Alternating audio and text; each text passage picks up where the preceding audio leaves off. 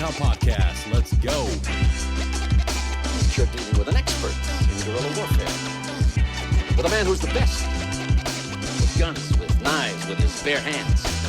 A man who's been trained to ignore pain, ignore weather, to live off the land. His job was to dispose of enemy personnel. To kill. Period. Win by attrition. Never hit the record, but Doug Stanton, thank you for being here. This project is about advocacy and mental health, but it's also about reaching into the ecosystem of LinkedIn and the interwebs and finding individuals such as yourself that have been able to take our stories and translate them and put them out for the entire world to hear. Because we don't always do that. We're the quiet professionals. We're the individuals that go into the unknown, come back, and then you never hear about it unless it was met with failure. Yeah. But in your book that details one of the greatest adventures of modern Green Berets, you get to bring all that to life to the audience. And Horse Soldiers is something that's near and dear to every Green Beret's heart. Yeah, that's great. But before we dive into that, Doug, how did you find yourself as the quote unquote, as I said earlier, the warrant officer to the regiment collecting this story? Yeah, I remember walking around 5th Group, Fifth Special Forces Group at Fort Campbell. For those listening, in 2003, I connected in 2002, and I called the PAO, the Army PAO in New York. They bumped me to Fort Bragg, where I connected with General Jeff Lambert, now retired. He connected me with now retired General John Mulholland, who is the colonel at 5th Group, running everything, and getting spun up to go to Iraq. And there was no PAO. There was no one really at the front desk to take any phone calls. So I began to drop ship copies of my book, In Harm's Way, which is about World War II. Mm-hmm. And the guys liked it, and the command liked it. It's about men aboard the USS Indianapolis who sank in the war and survived at sea. And I just started walking. They let me on post, and I started walking around the team rooms, knocking on doors. Like, hey, I had my little suitcase, my book, my business card. And like, guys are like, what? And well, no, they said I could be here. And I walk in, and I remember talking for like 10 minutes with the guy. It's in the book. It's in Horse Soldiers. And I asked, let's make up a name. Is John Smith here? No, John's not here. He's like, I kept going. And then finally he looks at me and goes, I'm John. I think I'll tell what do you want to know? So it just began this very slow process. I stayed at the Country Inn and Suites off Exit 4 on the way to Fort Campbell a lot of times, and just going and interviewing, and then met a person from the two teams, which are now named differently, but back then there were 595 and ODA 534. And then there was a command and control element that came in later, November 2nd of 2001. So as you know, Denny, these are the first SF guys to go into Afghanistan after 9/11. They're the answer. Yep. And so this is such early days. And the world was so different. And no one had tried this before, and they looked at me. I will tell you a funny story, because I think as a reporter, I've written 3 books now, one about World War II, Afghanistan, and Vietnam. I'm really a believer in the power of the dumb question.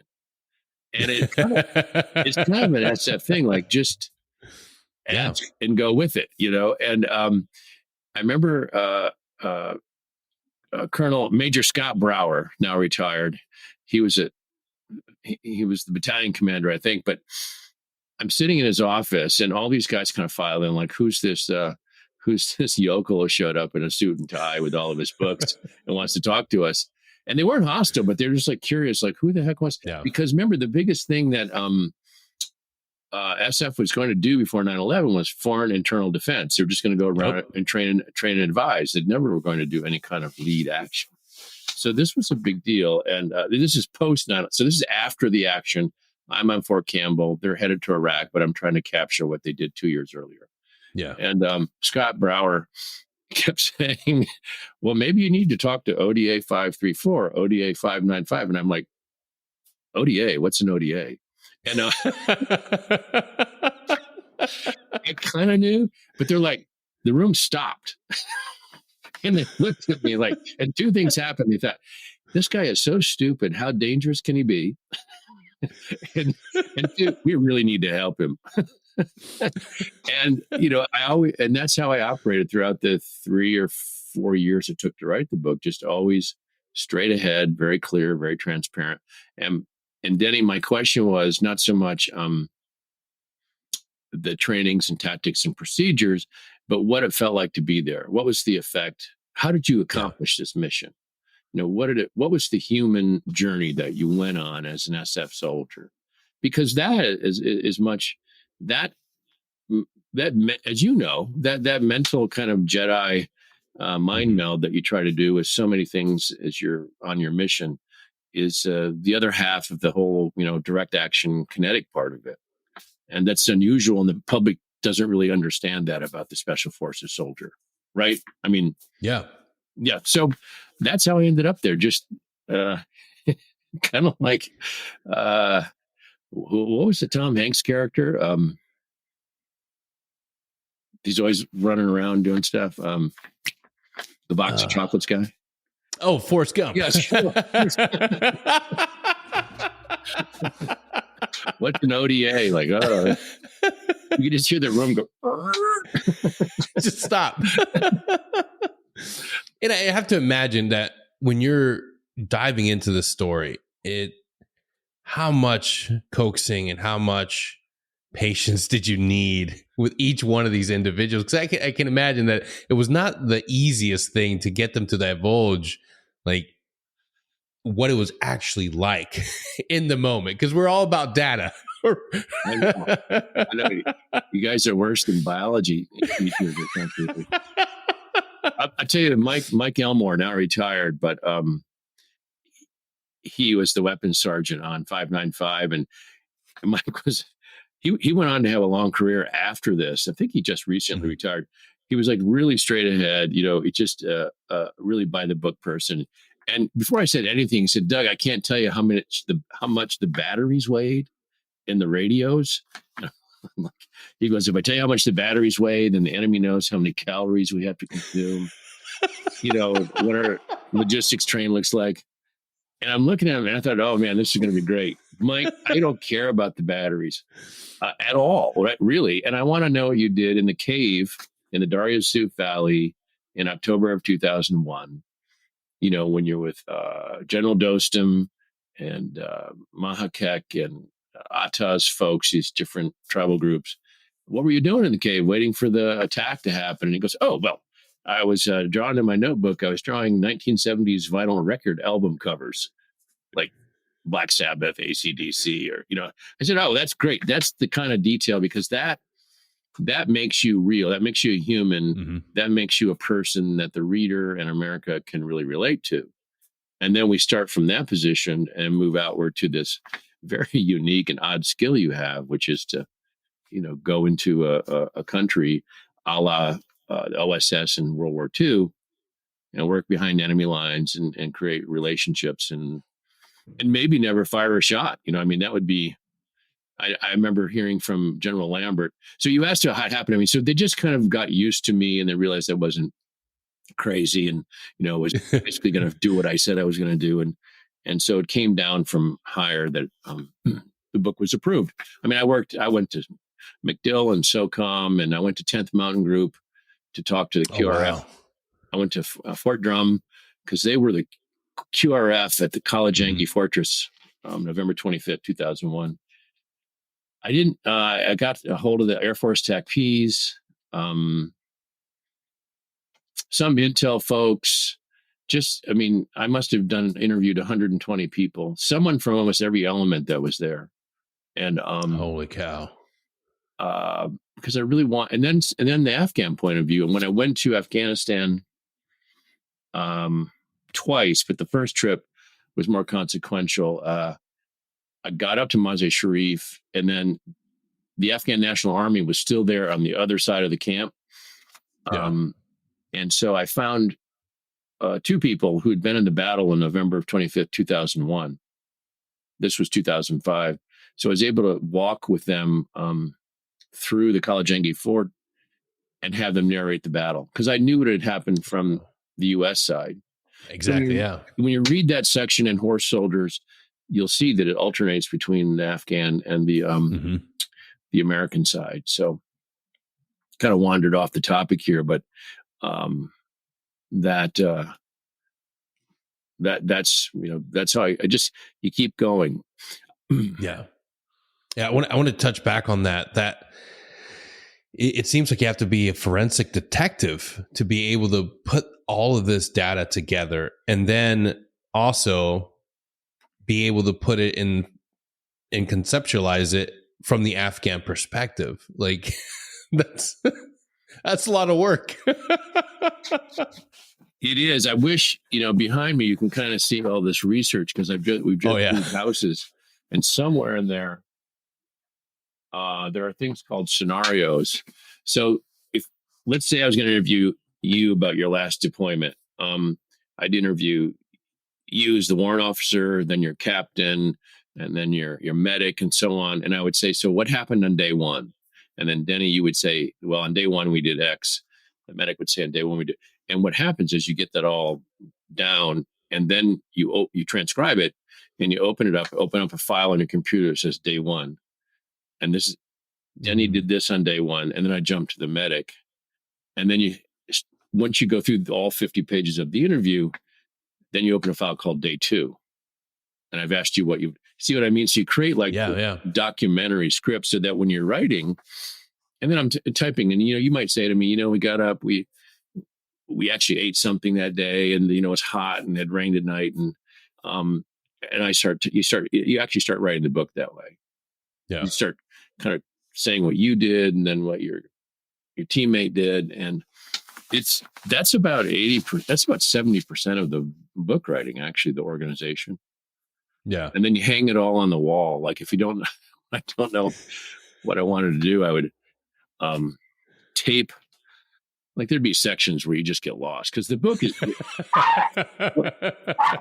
that's the ferocious attack dog. The book is bigger than you, like, you have to kind of stand up and say, no, you got to take control of it. And so I print it out and tape it together, like in a film strip. Sorry about that. No, you're good. At the end of the podcast, we're going to have a raffle, and the winner gets the dog. That's okay. Seasons 1 through 3, my giant schnauzer would sit with me and just go crazy. This dog. It's the manly toy poodle. Anyway, you get up there and you hang all that on the wall. You tape it up on the wall and look at it. And then you take a Sharpie and just start to attack it. And then when you open the door of the room, it starts to move like a bed of kelp. And you're like, man, it's a living document. This book has just gone on too long. Go ahead. What's the next? I don't want to wander off your topic. No, you're good. You are good.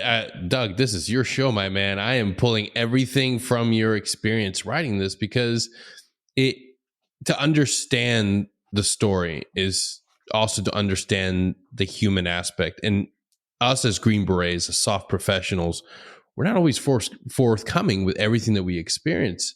I touched on it a little bit. We're great at data points. Right. We're great at metrics. We're great at being able to provide the clear, concise write-ups.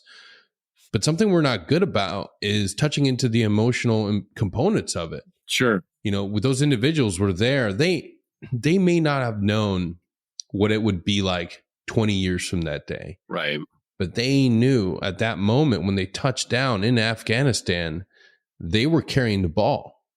They were going in and going to do something that had not been done. And that's what's amazing about you being able to come in contact with these individuals and pull that story from them. Yeah, boy, when you put it like that, it was clear to everybody that I was interested in the unconventional warfare part of what they did. Mm-hmm. And really, I usually don't have a dog or a phone ringing, but and just as an aside, really grateful to Jerry Bruckheimer and Nikolai Fuselig, who made this movie called 12 Strong and didn't turn it into a SEAL movie, Yes. a Rambo movie. Yeah. Because even they understood that it was a different kind of war movie. It's a war movie about guys who land somewhere and they want to talk. Yeah. What do you want? What will stop you from fighting these guys? What are your common, all the doctrine, the general public doesn't know. That's a tough war movie to make, so to speak. But it was clear to them that that's what I was interested in. I was really interested because I had not listened to not understood this on September 10th, 2001. I didn't know anything about this. Yeah. And my discovery of the quote story was reading a Time magazine piece by a great journalist named Alex Perry. I don't know if we talked about this. And he had found himself kind of trapped inside College Engie on November 25th, 2001. He ended up filing this story about that battle. And people might remember that a lot of enemy forces had surrendered to Kunduz and been escorted by convoy back into Mazar-e Sharif, which they had lost not in the not too distant past. They had fled from that city. It turns out now the surrender was perfidious. They were actually surrendering in a Trojan horse move to get back into the city, as many of your teammates know. And once they get into College Engie, they break out, or they try to break out. In the middle of that was this American named John Walker Lind, who has earlier joined. He's come to Yemen to study Arabic from Marin County, California, if I have it correctly. And like a pinball, he's just kind of gone through these wickets and made decisions that have placed him ultimately in bin Laden's brigade, at which point I feel he didn't know what the hell he was doing, obviously, or what he would do next. If he had tried to escape, they would have probably shot him in the back. And although I did talk to one intelligence officer later who said that when Lynn was found, he had a lot of powder burns on his cheek from firing a weapon. Yep. That was kind of immaterial to his trial, but he was later convicted and found guilty of aiding and abetting the enemy and spent time in prison and is not released. But his discovery there was a shock to America and the world, really. And tragically, as you know, the guy bending down in the College Engie courtyard, the fortress, is Michael Spann, who is a young intelligence officer with the agency. And he's looking at him. He's trying to figure out something's not right about this guy. He can't quite figure it out. Lynn does not say anything. Like, hey, we're down in this dungeon. It was called the Pink House, which I went to, and down the stairs. And we're all gathered down there, and they have grenades, and they have a plan, and they're going to bust out. And while Mike and his colleague Dave Tyson and there's just two of them, by the way, and they're not really heavily armed. This surrenders happen so quickly, and things are moving fast. And Mike gets attacked, and he's tragically killed. And Tyson escapes to Dostum's kind of half of the fortress. It's enormous. It's about 300 meters across. And that news breaks, and that's how we learn, really, that we have Special Forces soldiers or U.S. Army personnel in Afghanistan, that an American is there, and that the CIA is there. Yeah. And so Alex finds that. And I thought, well, I'll just write a book about how those two Americans kind of come together. But then that really wasn't. I have to bring the manly dog up here. Really, submit your raffle ticket now. I had to figure out how they ended up there, but then I realized, no, that's not it. That's really, who is this? What is this part of the U.S. Army that no one really knows about? Yeah. the quiet professionals. And you guys, I had to hand it to the SF community. They really do believe in their bumper sticker. Well, to a fault, Doug. We couldn't say the word Delta Force for a long, long time, but yet they'd publish more books than any SF guy. Right? I mean, and Chuck Norris did make some great movies. I don't want to get you in trouble with your friends, but so I just really honest and open, and I approached it not so much as a blood and guts story of bombs and bullets. I approached it as how did you remember? I think Rumsfeld or the command gave a year or 2 years to achieve what happened in Afghanistan, and what it really happened by January of 2002, it had been, as you know, pretty much sealed.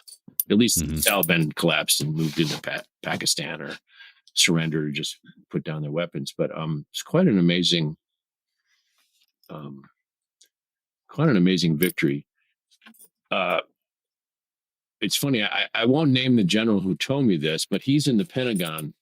And so I was interested in just the conventional army and the unconventional army, and that tension between the two that's always existed. Yes, especially in Afghanistan, which I'm sure the guys, as you were talking to them, had a lot of opinions about it. But there's a lot of us that believe that what the early successes we had in Afghanistan could have been capitalized had it not been for big army coming in and a lot of big army leadership. Well, yeah, I mean, I think Horse Soldiers is a book about the first 10 minutes of a 20-year war. Yeah, and it's really about when the doctrine really was followed. It did work, because what choice did the command have? I mean, there was no plan to invade Afghanistan, and there was no time to do that. But this Special Forces general is walking down the Pentagon hallway. Coming at him is his colleague, his equal, his peer, from the conventional side. And the conventional side general says, hey, so-and-so, I bet you're really proud of what you did in Afghanistan. And the SF general says, yeah, we are. He goes, and the other guy from conventional says, good, because you'll never get to do it again. I mean, I have you heard, I mean, is that your sense of relationship? It's not a beautiful relationship by any means, and it continues to grow and expand. And look, I am no longer beholden to a commander, so I will say this: I have always felt better supported and better enabled when underneath leadership that comes from my community. Yeah, like you'll never be in a situation where you're worse off than when you have conventional leaders in charge of soft elements, and that's the truth. Yeah, that's just there's a lot of, and I don't know if it's. I think there is. Some individuals have that idea that we're just cowboys and renegades, and then there's a lot of, well, I couldn't do it, so I'm going to be bitter and angry. And that's just something we experience. All of us at some point have seen that. Why do you think that is? I think, honestly, they don't know how to utilize the soft forces, and they see themselves as having to posture, having to, sort of puff out their chests. Who, the conventional? The conventional, yeah. And the reality is, like, we're not against them. We're not there to be renegades and cowboys. We follow orders, we do our job, and there isn't a need for that sort of competition and negative connotation. But we've seen it. All of us have. If you've served within SOF, at some point you've experienced it and seen it, and it does suck. And our senior leaders, they've all experienced it themselves. But look, you don't want anybody else when you absolutely need the best. you're the ones that come after and look for us. We're a force multiplier for a reason. Our doctrine is sound. What we bring to the tools and resources we bring to the fight are like always wanted, and they're always coveted. I've never met a conventional officer that didn't have anything positive to say, but they're still so hesitant to embrace and understand where we fit in the grand big scheme of things. And even now, I hear it, even though we're not technically at war, I still see the issues that our community is facing. But at the end of the day, SOF continues to move on. SF continues to deploy. We're still doing our core tasks and our core missions.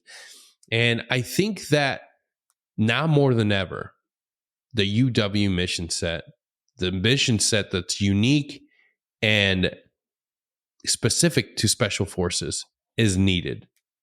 And we're seeing that fight play out in places like Ukraine. Yeah. We don't have a conventional force foothold there, but I would beg to argue that when we are ready to put boots on the ground, it's going to be the unconventional side. It's going to be the SOF individuals and SOF units that are utilized. We're just different, and we're more specialized for that fight. Oh yeah, I mean, I don't know if you. I'm assuming that the training and advising is going on right now. I mean, I don't know if it's allowed. I mean, technically, but I mean, that's a classic. It's Afghanistan all over again. It's just it's the same dynamic, just exactly different religions or and goals and and cultural mores. But well, it's control. Well, it must be very hard for a conventional general to deputize a young captain to go meet up with a warlord, and kneel down and draw in the dirt and make a plan that involves the future of the United States of America. Exactly, without 24-hour control, and that's the beauty of that time period. Just a few years ago, before Afghanistan was done, there wasn't this. If you go on mission, you're sending reports. You're pushing back to command on red side. You're pushing back. If comms go down, you're coming up on iridium. Back then, there wasn't that. Mm-hmm. The commander had to understand that team was going in and, okay, what's our combo windows? When are we going to have contact with this team? And it's not like 2-4 hours, no, days, weeks. Right. Going all the way back to the Vietnam era. And that's the beautiful thing of looking at those individuals, looking at that mission. We can see that it's still possible for us to expect that from our SOF operators. We don't own the air anymore with drones and the new advancements in tech. So we're going to have to dial back and scale and be able to say, you know what, operationally, I have to assume this risk that element's going to go in there, and I won't be able to talk to them until maybe 2-3 days. They'll come up on their window. I'm curious. So how has the drone affected the deployment of a small force like an SF team attaching it? I mean, it's kind of off topic, but I'm just interested now because the drone is kind of an asymmetric weapon, right? Yeah. Yeah, it moves the front line all over the place. Yeah, and in the matter of just 4 or 5 years, it's changed so much. We on the ground we're using our own Mavic drones to get eyes on, and in a matter of a few short years, now we have the same over the shelf drone capability that can be utilized to drop ordnance. Right, and now suicide drones. What's the next? And we've been trying to just rapidly develop new tech to mitigate that. Right. I mean, there's so many defense tech companies that have sprung up. They're trying to fill that void in capabilities because, everybody right now on Earth has access to what's going on in Ukraine and all over the world where drones are being utilized as weapon systems. And it's scary. It's a scary new world we're living in where off the market drones can be utilized as a weapon.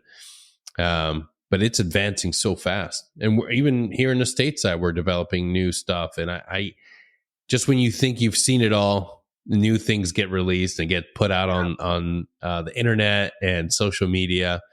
So it's an advancing and scary world. The Afghan soft individual is no longer relevant as far as TTPs and training and tactics. Just like our counterparts, they were doing things that, to the general public in that time period just thought it was just not impossible. Like, holy cow, they're able to get in the frontline trace of the enemies and drop bombs with laser guided guidance. Like, oh my goodness. Like, yeah, that's nowadays it's like, that's just, we're just so used to this capability. Like, well, I know that. I mean, there's some stories of calling in using the soft lamb, calling in these smart bombs, these JDAMs on the Taliban battlefield in Afghanistan, where the person on the ground is telling, and first of all, it's close air support, with the B-52, which is what is that? A misnomer. And so the guy on the ground says, anything in a truck is an enemy, or you see anything with wheels, you can bomb it.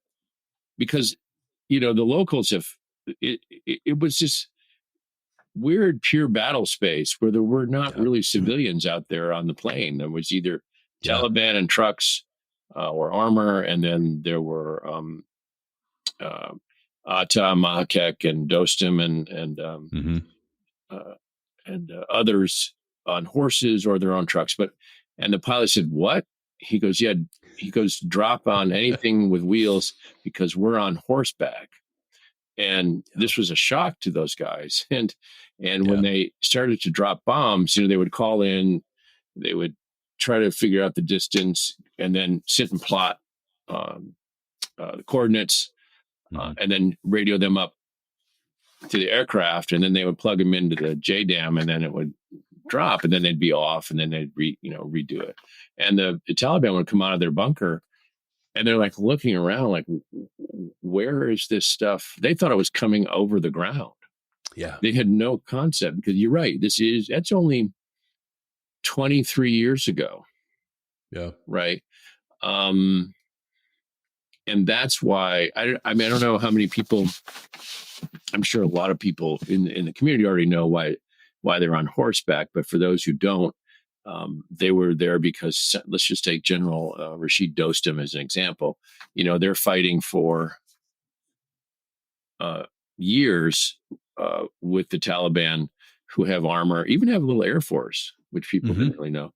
And they would take some ground. They might overwhelm it on their horses because the armor and the mechanical stuff couldn't adjust. This is why it gets really kind of interesting and special forces, like the 20th century mechanical stuff cannot adjust or adapt quickly enough for the charging human.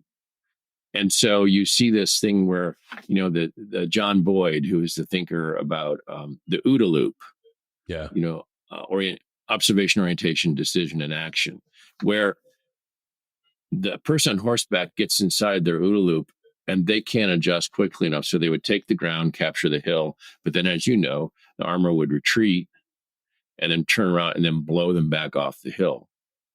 And that's why there was this stalemate before 9/11. And when the towers fell, I remember reading in some kind of brief or after action report that Mahakek, the Hazara tribal leader, said, "Oh, thank God the Americans now will come," because they had all been in a stalemate. And what the U.S. did, what the SF teams did with the Air Force TACPs and these soft lambs, is when they charged the ground and took it, then they called in the strike and blew up the armor so the armor could not reattack and then take the ground again. And it just started to really collapse them. And as they drove north to Mazar-e Sharif, and then they took Kabul. There were a couple of movements going on, but one thing that doesn't get enough coverage is that aspect of it. We have to give credit where credit's due.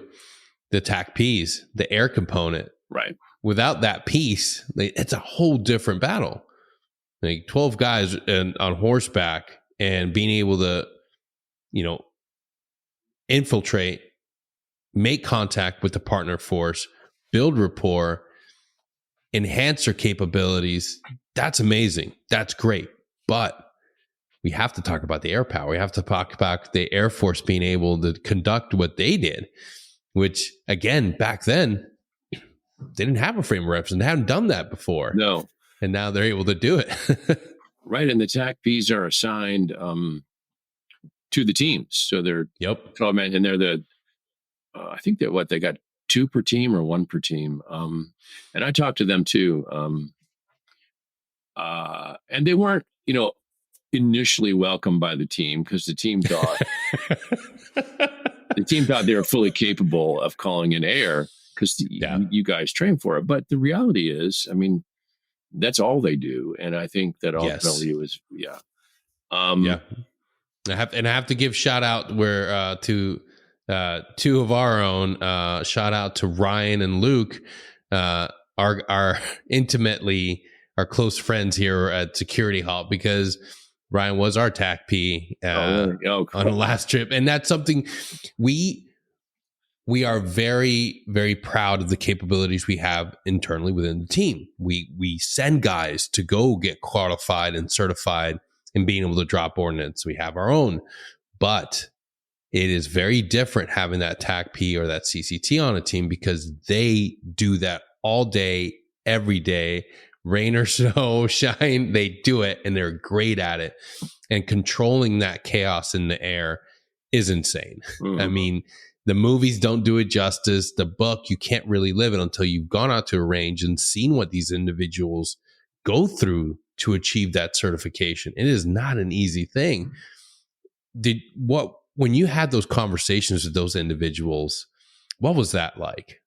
With the TACPs. Well, I was talking with one who had to drop in Mazar-e-Sharif on a building that the Taliban had taken. They wouldn't get out. They couldn't get them out of this building, and they'd taken the town. Mm-hmm. And he set up across the street on top of another building, and they're in a residential. There are a lot of people around. And although, it's utter chaos, there are bodies in the street, the fighting was intense. And he called the bomb, and it came right through the roof of the building. And and the enemy came flooding out, those who were still around, and they got it. And they never brag. You guys never really brag. So no. I think at least not in public. Yeah, at least not public. It was intense, because the other thing was that, I want to remind you, like, some of the close air was like this. Okay, pilot, do you see that tree? Now, do you see the shadow of the tree? So, yep. I am 500 meters to the east of the shadow of the tree. And if you look at the contour map, you might see, so I don't know what it's like today, but it was pretty primitive. And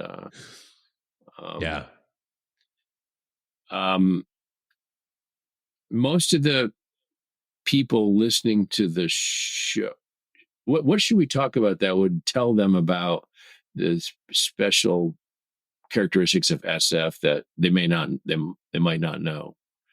I don't want to talk about things. I don't want to tell the guys who already know all of it as if I know. Please. Yeah. Go ahead. Well, as if I know what I'm talking about. But I mean, what I will say, what did impress me is, what got into it was just the training of trying to think in ambiguous situations. Yep. Which is really, in the end, almost, it's impossible. You can't really, I mean, you can create scenarios in which the young captain, for instance, when I went to Robin Sage and took part of it as an auxiliary. Actually, they gave me the job of journalist, and they had they had triage, and I had to carry a litter, and it was fascinating. I was watching the teachers in black t-shirts out in the bushes, kind of guiding the scenario. And I don't know if I told you this, but the G chief was a guy from Vietnam, the Sante raid, kind of a legend, and everyone was really. I wish I could remember his name. Someone listening will know who I'm talking about. And boy, he was just like not brutal, but just strong. He's really into the role. And these guys come in, as you know, they come in by pickup, not helicopter, and have to trudge into camp and try to build rapport with the guerrillas because they've been attached, as everyone in SF knows, to this G chief. Try to link up with him and see what he needs and help him. And I'd gone to the camping store because I'd done a lot of reading. So I didn't know more than the captains, but I'd gone to the camping store and bought like a lantern and a heat blanket and a sleeping pad, gifts. Yeah. And so when I showed up, I presented them to the guerrillas, and they're like, "Oh, come on in." And I'm sitting around the campfire, and I'm looking over these poor the SF candidates, who were going through Robin Sage, and they didn't have time to go to the camping store, but they I was kind of surprised that they didn't work harder to kind of schmooze the guy. And but that was lesson learned. I mean, that's why they do this. And that's a rook move. Rule number 1, if you're listening and you're about to go to Robin Sage, smuggle in a small bottle of bourbon. Yeah. That will instantly build rapport. Or Skittles, anything. Camping, anything. I mean, because it's miserable there. You're sleeping on, there's nothing to eat. And so anyway, in the middle of this, the G chief, he what does he do? He points to the captain and he says, "Show me the intel in your pocket." And of course he can't, right? He can't disclose this to this person. But then the G chief says, "Well, if you don't, then I'm going to beat one of my men." And he raises his stick like he's going to, club this guy. Yeah. And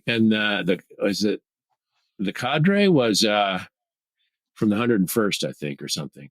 So they had the unlucky job being there for the week, playing guerrillas. I don't know if they liked it or not. It seemed kind of miserable after a while. But so what does the captain do? And this is those of you who don't know this kind of warfare and warfighting. This is a key moment. Like if he discloses this intelligence, he's broken all kinds of laws and protocols. If he allows the guerrilla chief to beat his guy, then he has to remove himself from the situation. It's a human rights violation. Yep. Right? There's no right answer here. There is. He's got to somehow figure out, use his wits to talk. That's right.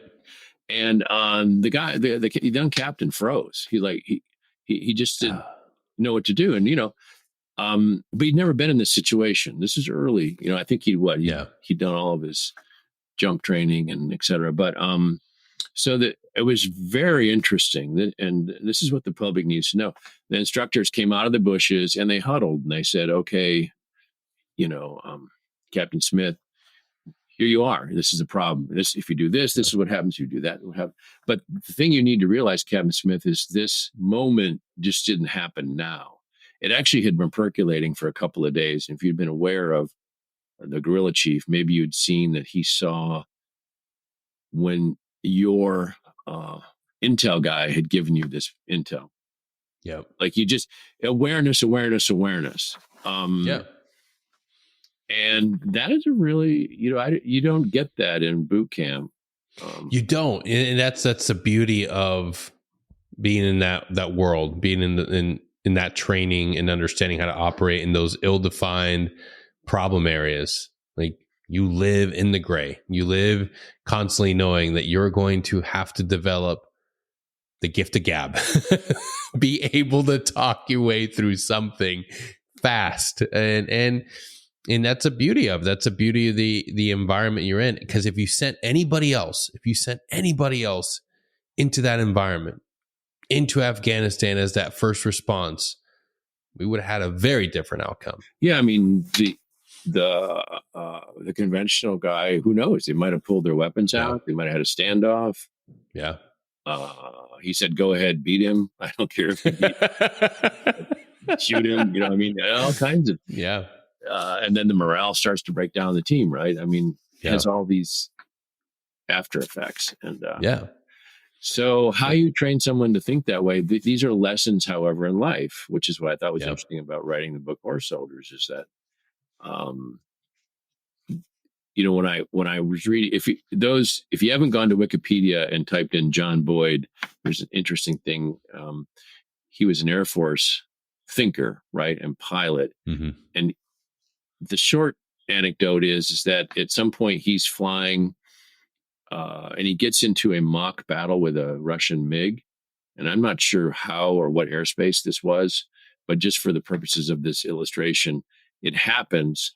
And he's, however, being beat. They're not really going to shoot each other, but, I think they're harassing each other. And the MiG is superior to his aircraft. But he realizes that his instructor at one point said, never on this aircraft, like, push this pedal and pull this stick, because if you do, this aircraft will fall out of the sky. But that's what he does. So he's going along, and so he does that. So he drops, and now the MiG zooms past. Now he comes back up in his superior position.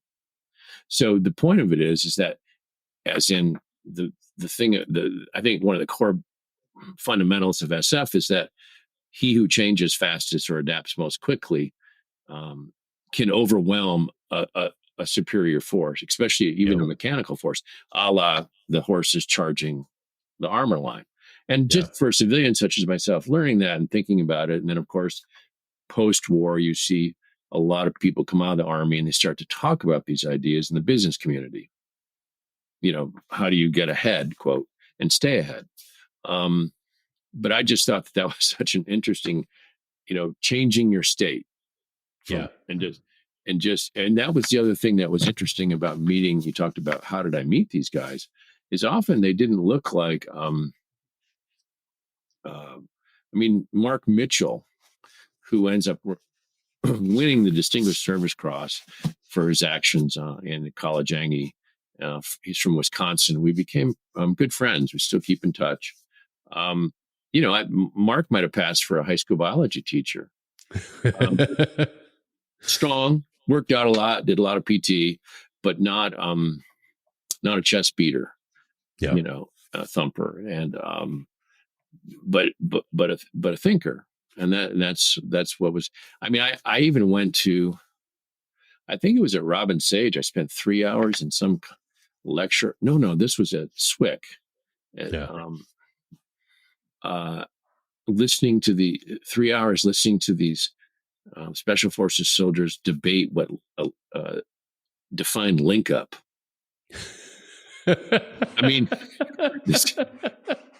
It was like, wow. Yeah, we would do that. Yep. something, like talking about bridge or but what is a link up? Are you just linking up, or are you? You can tell me more than that, but these were the things that were really fascinating that kind of kept me going and writing the book. And then right now, the new editions of Horse Soldiers have an additional new chapter. Yeah. Revisiting this 20 years later. Mm-hmm. What was that like? It was depressing. It was depressing in a contact kind of way. It wasn't as it was depressing because when I talked to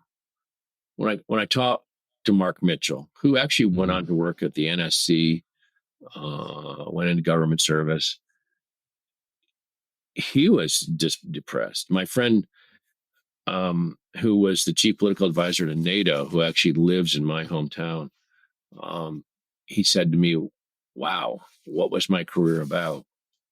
Because he'd made 10 or 20 trips to Afghanistan, back and forth from Brunson in the Netherlands, working with all the principals in the country. And so I, it has this little thing that says new afterward on the 20th anniversary of 9/11. I called up, maybe 22 people. And I tried really to reach out to women in Afghanistan, or it's a lot of them working in London or England because they couldn't safely work in Kabul anymore, and I caught some of the interpreters who had moved to Houston and Dallas, who'd been on some of the teams. They had gotten out, and asked them. And the thing that kept coming up was my question was, what did we gain and what had it cost and what did we lose? And the biggest thing that everyone said was education, that no matter what else had happened during those 20 years, selfishly or not, the Afghans who were there for that 20 years, those women, especially young girls and the men, had gotten a leg up in the world. Yeah. And in some ways, the culture had been changed. It's hard to put the genie back in the bottle, but they had learned so much and made some strides on the internet and realizing the world was larger. That can't be erased, even though the Taliban, is obviously doing just that, rapidly. Right, rapidly. And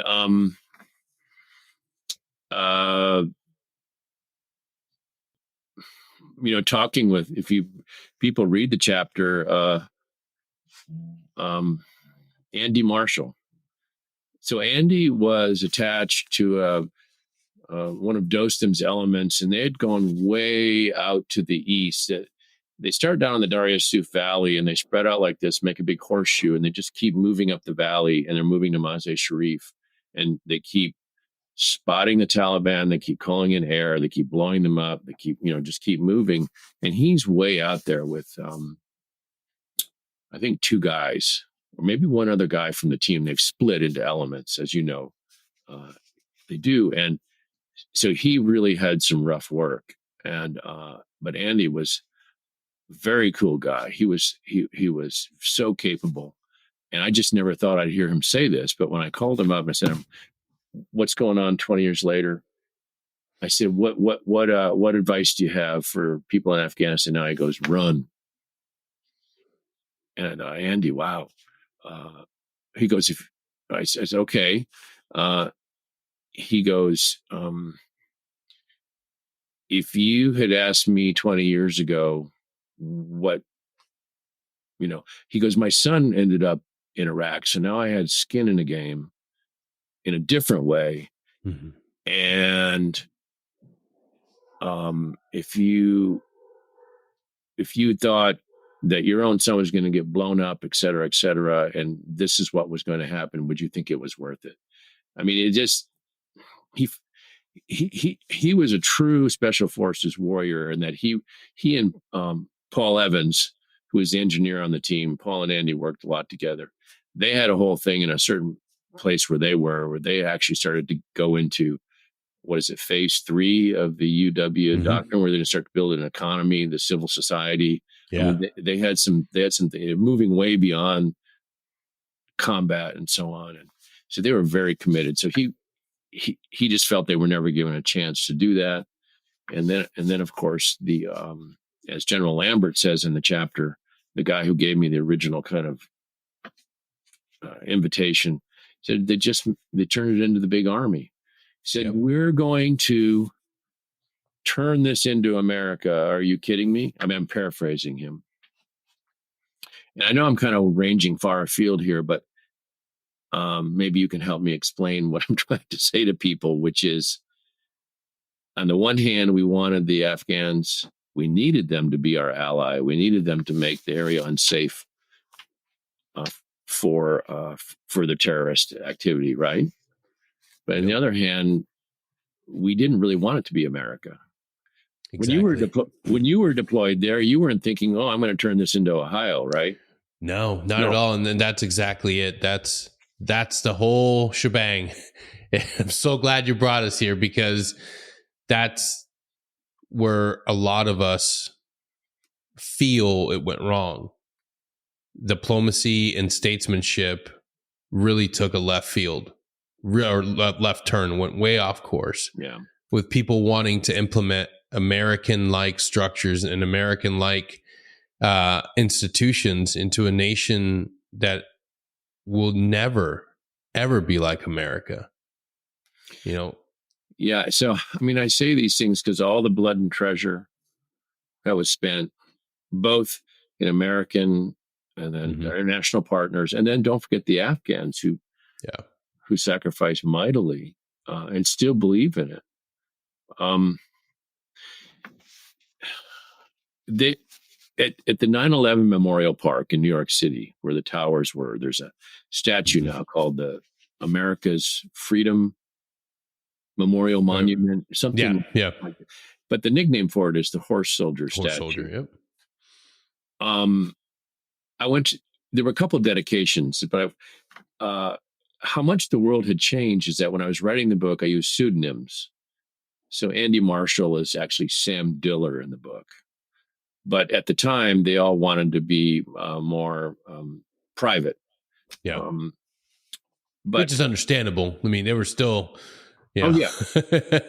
Yeah, and I did that, but then I think it was in 2010, all of us walked down Fifth Avenue in New York City behind the statue in broad daylight, as it was being dedicated at it was later moved again to the 9/11 park. Yeah. But at one point, General Dostum's son, he was going to a university in America. He showed up at one of the dedications. Oh, wow. And he was there talking with our daughter who speaks Turkish. And so, these two young people under 30, one a Muslim, one not a Muslim, talking. And I just thought, I actually said this to one of the guys I wrote about. They said I was full of baloney, but, I said, well, maybe that's the future. Like, if you can get to that point where these younger people who don't have these religious prejudices and these, and that's actually what I heard from talking to some. It's funny, even the interps, who are in their 30s and 40s, so younger people, and I maybe talked to them 3 years ago. They said, let the young people take over. Get rid of these old guys. Yeah, and that was a theme that kept coming up. So I certainly I don't want to leave this by saying that the Afghans are hopeful. They're fighting, as you know. I don't know if you've been involved, because you probably have in just some relocations. You probably, some of your guys that you worked with have come to the States, right? I mean, have been. I know where I live in Michigan, we've welcomed 4 families.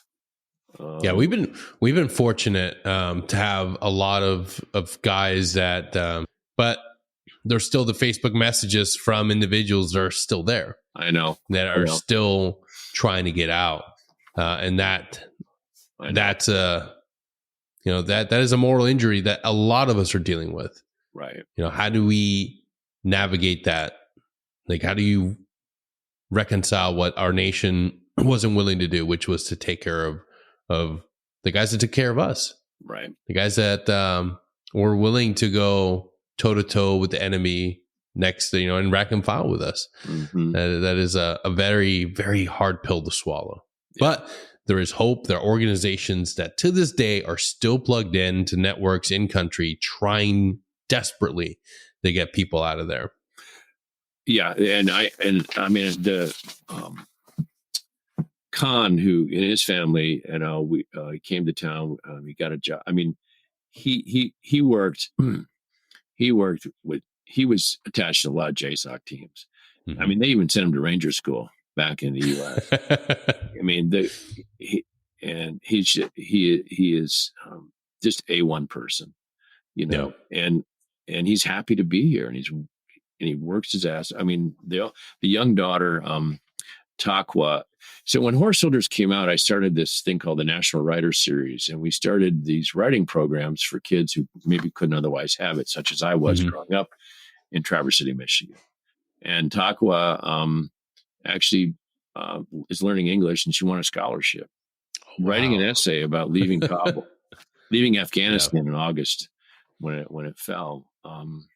So that's really heartening.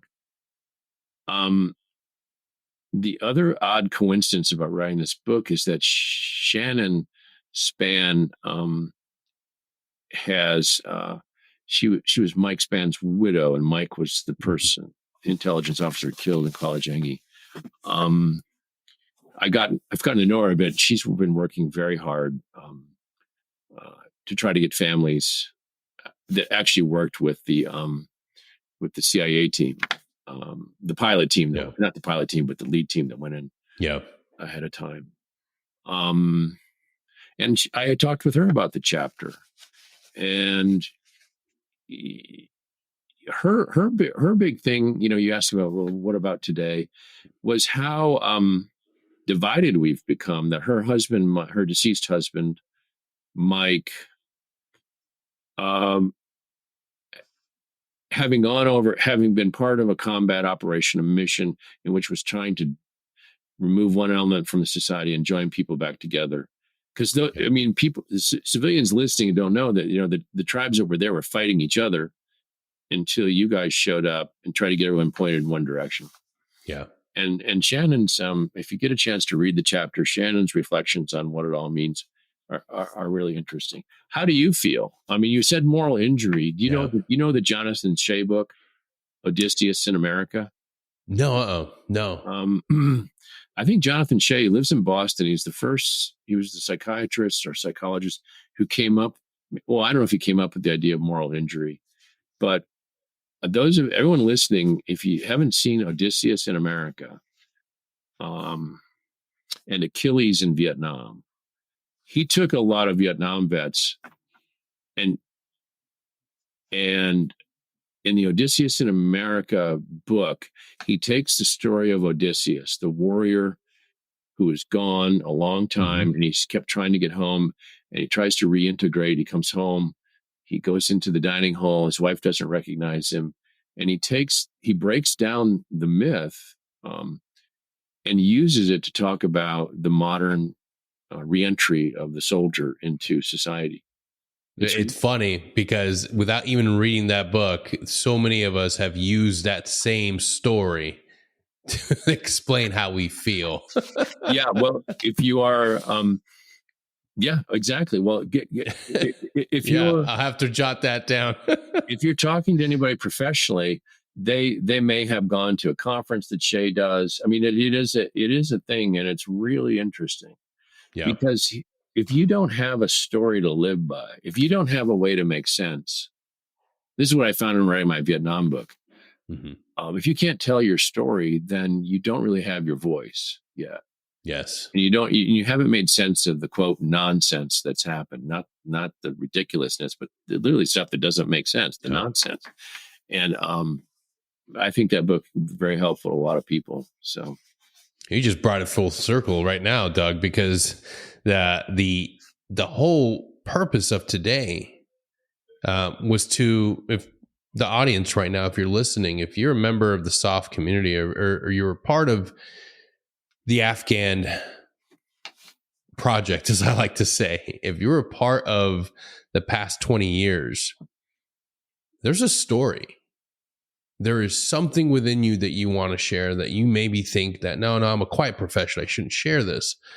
But if you don't share your story, we're gonna forget, and history is going to continue moving. Time's going to continue moving. We need to start cataloging and start being able to bring out these stories and sharing them.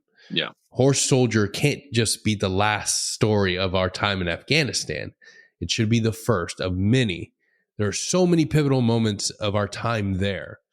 And I know what you're thinking. Well, my story is not that important. Take that critic and make him shut up. Yeah. There is something that all of you should be sharing, and that's your time in that war zone, your time in that country. And maybe it's not a great American history lesson, but maybe it's a great part of a larger story. Connect with your friends, connect with your brothers and sisters. I've started taking part of an anthology, a book that's going to be published here soon. And it's not because I'm some great, wonderful writer. No, it's because there's something powerful that I want to share with the world. And within each and every one of you listening, there is a story that's waiting to be told. Don't just die holding on to it. Yeah. Share it with the world, because I know that there's something great within you that could connect within somebody else and allow them to share their story. And there's been so many great moments in that war that don't even have to include actual combat. Just a story of friends, just a story of a connection made downrange. That in and of itself is a story that I'd love to read about. And so many of us would as well. So please take the time to explore your time in service. Take the time to explore all the things you went through and write it down and share it. Exactly. Or have someone talk to you. Yeah. Or start a group. Talking is really important. Yeah. The best way for people to start is say, well, just tell me what happened. It's like that was my question. You asked, why did they talk to me? I think it's just, that's what I asked. I didn't say, tell me who you killed. Tell me, yeah. Tell me the blood. Tell me what happened. How did it make you feel? And how did it change you? And how did you do your job? Yeah. Importantly, but anyway, that Jonathan Shea. I will say this as we wrap up. In my experience of interviewing people for In Harm's Way, which is about World War II vets, what seems to happen with the American male is they get to be about 70 and they open up. Right now, we're in that period with the Vietnam veteran. Yep. But don't wait. I don't think we can wait that long for the Afghan vet. We can't wait. We can't. Another 40 years, 30 years. Because why? Because we have two generations of Americans who've been militarized and run through these rapid and repetitive deployments and in some ways ground down and really worn out. And they can't hold all that inside for 30 years. No. It's a different experience. I mean, 20 years. Yeah. I mean, it's time. It's our turn. That's a long time to be at war. Yeah. And that's one thing that you can definitely say about the writing experience. It's cathartic. You get it out and then you share it. And then you're not carrying that burden on your back. You're allowing others to help you carry that. Right. So take a knee, write down your story, get it out there because we need it. We need to save our history, and collectively we can all take on this challenge. So Doug, thank you so much for being here today. Your book, Horse Soldier, but also In Harm's Way, the sinking of the USS Indianapolis and the story of its survivors. And then your other book on Vietnam. The Odyssey of Echo. The Odyssey of Echo Company. Yes, there it is. That's very much, that book is very much in tune with what you just said. Yeah. So, yeah. All right. And all those books will be in the episode description. So either pause or after you're done listening to it, go to the episode description, click the links and go straight to the books. Again, Doug, thank you for what you did for us in the regiment. Thank you for getting our story, Horse Soldier, out there. And I can't wait to read all your other books. You got anything else that's waiting to get published? No, COVID kind of slowed me down. I'm behind. I kind of figure out what to do with all this stuff. Well, sir, get to work because I love to read. I gotta get to work. All right. Hey, Denny, keep in touch. If anything I can do as you guys try to tell your stories. The thing I'll leave you with is, because I do teaching when it comes to writing. Someone says, I don't know what to write. You say to them, okay, do this then. If I don't know what to write, but if I did know what to write, I would write that. And then you just keep going. There you go. It's all up here. Mostly the inability to write is a mental problem. Heck yeah. Thank you, Doug. Okay. See you, man. We'll see you guys till next time. Take care. If you like what we're doing and you're enjoying the show, don't forget to share us, like us, subscribe, and head on over to our Patreon where you can be part of our community and get access to all of our episodes as soon as they drop. And remember, we get through this together. Take care.